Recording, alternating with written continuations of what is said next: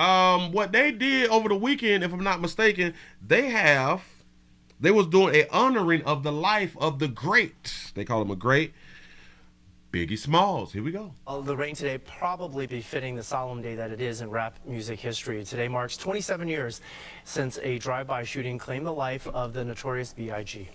Fox 5 Stephanie Bertini spent the day in Brooklyn as people honored his life and legacy. I didn't realize that it was 23 years ago, so that means that Pac been dead in the 30 then, right? 29 to 30 years. Birthdays was the worst days. Now we sip champagne when we thirsty.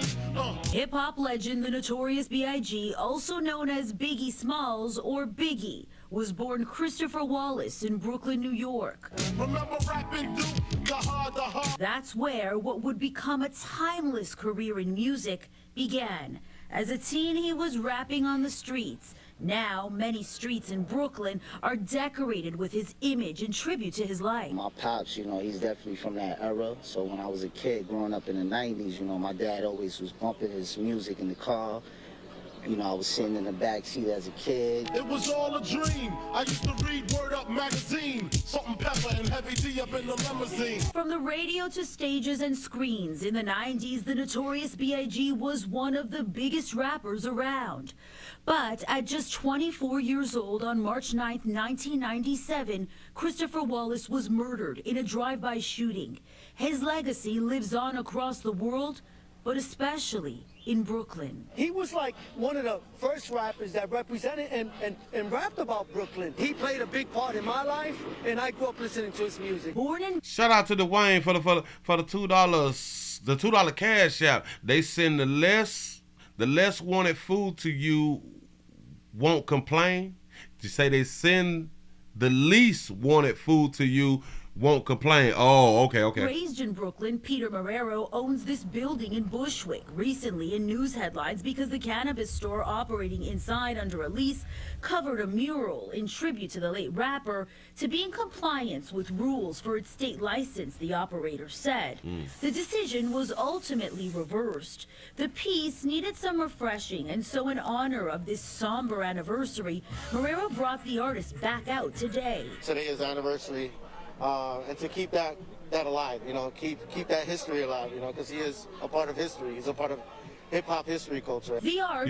You say Pac been gone for about 50 years? ...embraces the essence of Biggie's legacy. Part of his Ready to Die album, it's like, but I switched it up, so I added some stuff on the hair, added some stuff on the eyes. Christopher Wallace was only 22 years old when his debut album, Ready to Die, came out.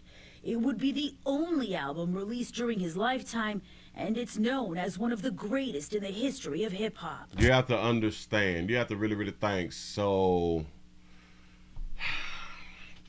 Biggie only had one album to come out when he was alive, but people compare his one album to like everybody, like his album was the greatest, and especially people in New York. Like, oh, okay.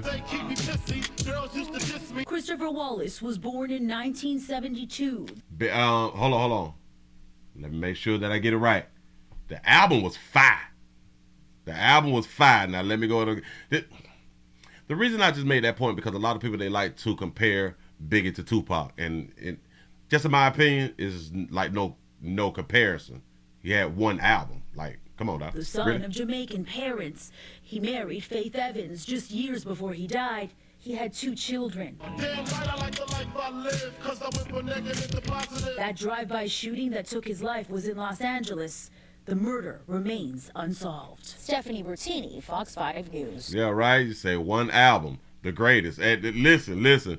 People in New York will be, yeah. Biggie was the great. Man, he had one album, and the album was fire. Yes, he had more than one album, but he had one album that came out when he was alive.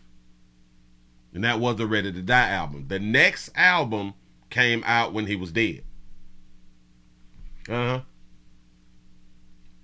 And that's like just it. You know what I'm saying? Like, like Pac had albums, Pac had movies, like it's no comparison. And it is kind of like this. We love Biggie music, yes we did, but it's something Tupac had something else. Tupac just really had. I just believe that people felt Tupac more than Biggie, but I'm not taking away that people felt Biggie also.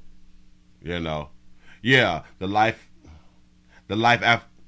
after death album. Yeah, that was after he died, which is kind of strange that they named it Life After Death. I was like, that's different. Ready to Die, first album. Next album, Life After Death, after he died.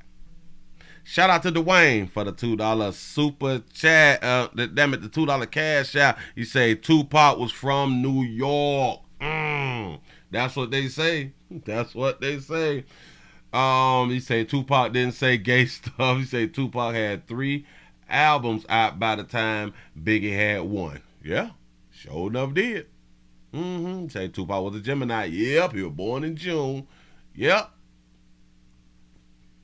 He say Pac still has songs in the vaults. Man, it was so many Pac songs that came out after he died where people like, damn, like, is he still alive?